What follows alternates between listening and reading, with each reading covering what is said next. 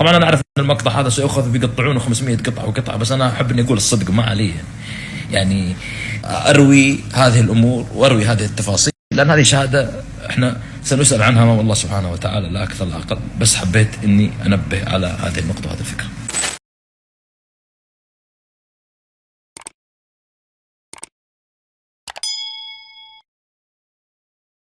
شوف يا حبيبي، اذا انت متاكد ان هذا الرجل هذا وضعه وهذه ظروفه وهذه اموره، فانا انصحك انك تحاول قدر المستطاع ان توصل هذا الشخص باهله او جماعته كذا، لان اغلب هؤلاء الذين وصلوا الى هذه المرحله وهذا الحال هؤلاء عندهم اشكاليات مخدرات وغيرها وغيرها وغيرها. في عام 2011 2012 خليني احكي لكم قصه انا ما قد حكيتها قبل، ممكن قد حكيتها، كتبت عنها مقال في يوم من الايام. مجموعه من الشباب راحوا ياكلون في مطعم في مونتريال في كندا، وجدوا واحد شايب سعودي في الستينات من عمره يتكلم سعودي هوملس في مونتريال. هوملس سعودي شايب، هذا يوم الملك عبد الله 2011 2012. الامور تساهيل وسهالات وقصه حقيقيه. جو عندي قالوا لي عمر والله 1 2 3 4. قلت الان وفورا نشكل لجنه استخباراتيه للتحري والتقصي، نبغى نعرف ايش سالفة الرجال هذا من والى. جابوا اسمه كامل، معلوماته وعمره وسنه، وايش اللي اوصلوا لهذه الحالة في كندا، الادمان مخدرات والكحول والخوف بسبب الرعب والضغط النفسي. ايش مشكلته؟ كان عنده مشكلة مع الملك فهد.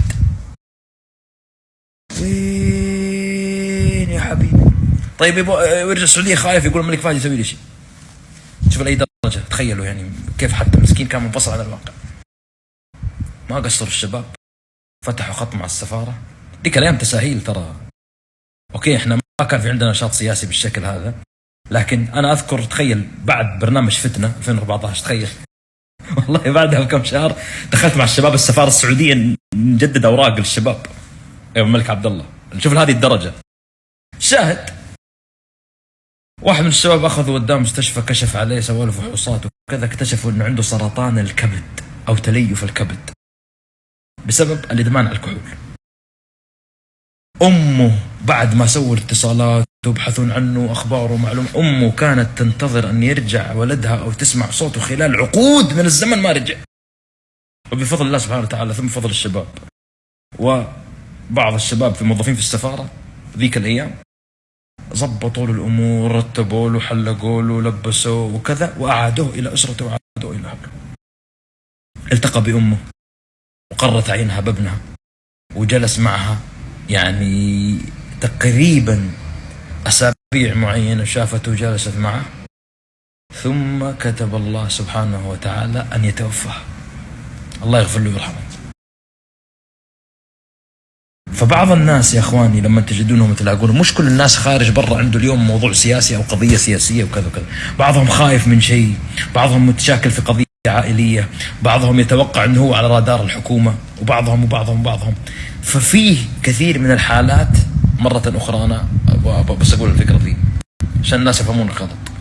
كثير من الحالات من الممكن هؤلاء ان يعودوا الى بلادهم افضل لهم، اصلا مش قاعد يقدم لا عمل سياسي ولا هو قاعد يعارض ولا قاعد يسوي اي شيء، هو جالس فقط في هذه البلاد او تلك ويظن انه هو قاعدين ما يعرفون انت مين.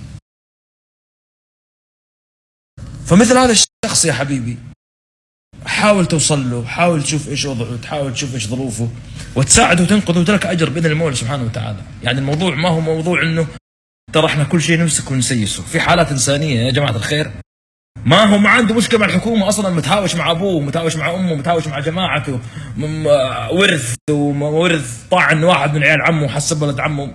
فهمتوا كيف؟ كثير من هؤلاء ما يصلح انه بيقعد مرمي في الشارع ولا في المكان الفلاني وغيره. طبعا انا اعرف ان المقطع هذا سيؤخذ بيقطعونه 500 قطعه وقطعه، بس انا احب اني اقول الصدق ما عليه، يعني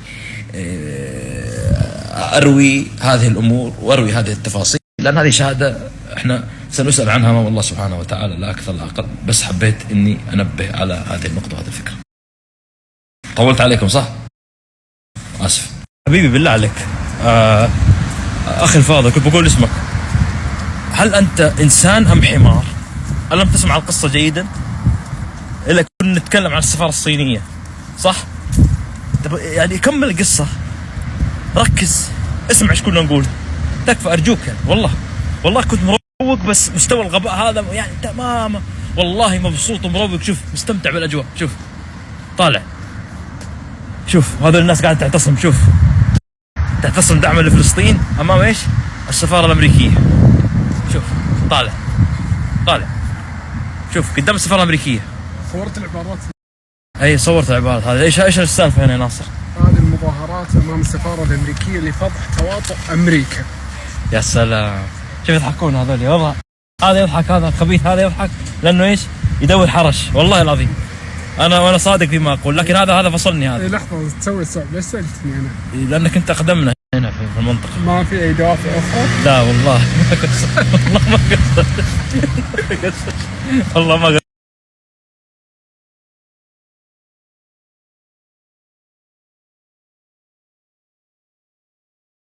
الله تعالى: ما رأيكم في من يقول أنه لا يلزمني الدعاء لولي الأمر؟ لأنك لا تحب ولي الأمر، وهذا دليل على النفاق.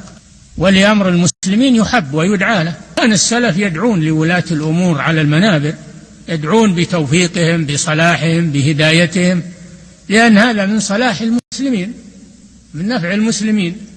ولا ينكر هذا إلا من عنده روح الخوارج، روح النفاق والعياذ بالله. شوف تكلمنا سابقا احنا عن الهدد يعني لسنوات، لكن الآن في عندكم ناس مواطنين زيكم سووا تجربة جميلة، اللي هم مجموعة من العاطلين جو سووا حملة وسووا جروب في مواقع التواصل الاجتماعي من عندهم، سووا حملة سعودوها واشتغلوا وانتشروا وسووا مقاطع وسووا تغريدة، الله يوفقهم، فهمت؟ فالآن المفترض انه كل حملة تعوضوها، وهكذا فعليا بهذه الطريقة حينما يقوم الناس باستخدام كل أساليب الضغط وكل أساليب الحديث عن مظالمهم ومطالبهم، هذا أفضل دور إصلاحي في تاريخ البلاد. لكن لما يكون الناس أصلا متكلين على أفراد، تستنى أفراد في الخارج، أو تستنى ملك أبيض على فرس أبيض يجيك في الداخل، أو تنتظر الآخرين أن يقوموا بدورك، ما يصلح. الآن عندك تجربة مثالية، طبعا هذا ما يعني أني أنا ما بتكلم، أو بالعكس أنا في موضوع الهدد اللي راح على البيوت وغيره وكذا، بس أنا قاعد أضرب مثال. الأشخاص اللي عندهم مظلمة، كل أصحاب مظلمة مفترض أنهم يستخدمون هذا الأسلوب. الآن عندك تجربة جميلة جدا توصل من خلالها صوتك، وطبل فيها وقول هذه بناء على توجيهات سمو سيدهم، وبناء على رؤية 2030 ومستهدفات، حط لك كلام زي كذا. تستطيع إن شاء الله بإذن المولى سبحانه وتعالى. وإن شاء الله. شوف أنا عندي اقتراح لك، لما تجي تتروش تجيب طشت زي ما يقول، لأنه اللي ينزل منك الذكاء هذا لازم نحافظ عليه ونوزع بقية المواطنين، فهمت؟ جد والله. وانا افترض ان عندي لك اقتراح ثاني، ان ابوك يرقيك في النهار وامك ترقيك في الليل. والله انا حرام تنحسد، انت خساره على الامه. الحمد لله والله العظيم والله يا شيخ شو اسوي والله. يقول لي نكبك خاميني، يقول خامنائي، ودخل خامنائي على خميني، ودخلت في موضوع البطاله. الله يعينك على نفسك. لا تعليق، لا حول ولا قوة. الحمد لله والله يا اخوان، يعني سبحان الله، ان شاء الله انه يخفف عنك يعني الحساب يوم القيامه، لان الغباء هذا يمكن اول انت مرفوع عنك القلم.